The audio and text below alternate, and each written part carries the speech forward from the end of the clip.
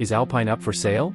Understanding the French team's complicated situation. The collapse of the Renault Group's F1 team could lead the brand's top management to sell the Enstone facilities. When things fall apart, the vultures appear. This has happened in the past and continues to happen. The first 4 races of the 2024 Formula One season confirmed Alpine's great difficulties. The team shares last place in the constructors' standings with Sauber and Williams, but today seems to be the least competitive team on the track. This is compounded by the knowledge that they are not a customer team, but an official squad with an automotive giant behind them. In February 2023, during the presentation of the new car, the team's top management set ambitious goals.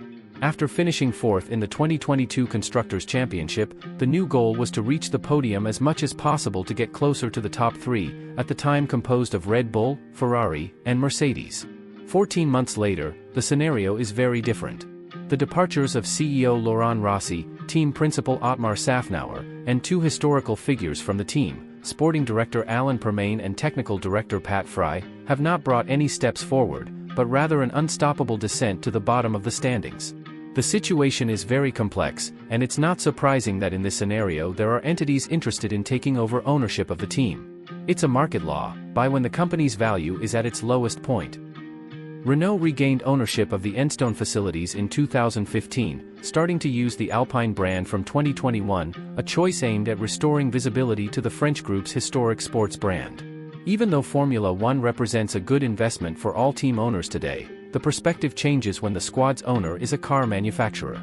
Seeing your own name at the bottom, behind even private teams, is not pleasant. Visibility in this case risks becoming a boomerang. It may be there for a short period, but without the prospect of a rapid ascent, it becomes an embarrassment. If the headquarters in Paris decides to sell the Enstone facilities, it will have more than one potential buyer at the negotiating table. However, the thorniest issue will be the Viry-Châtillon site, where power units are designed and manufactured.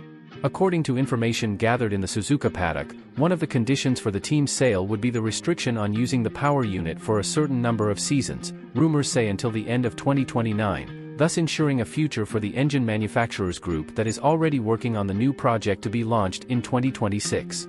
However, the restriction could reduce the number of potential buyers, as some projects involve using their own power units or those from other manufacturers with whom there are already ties.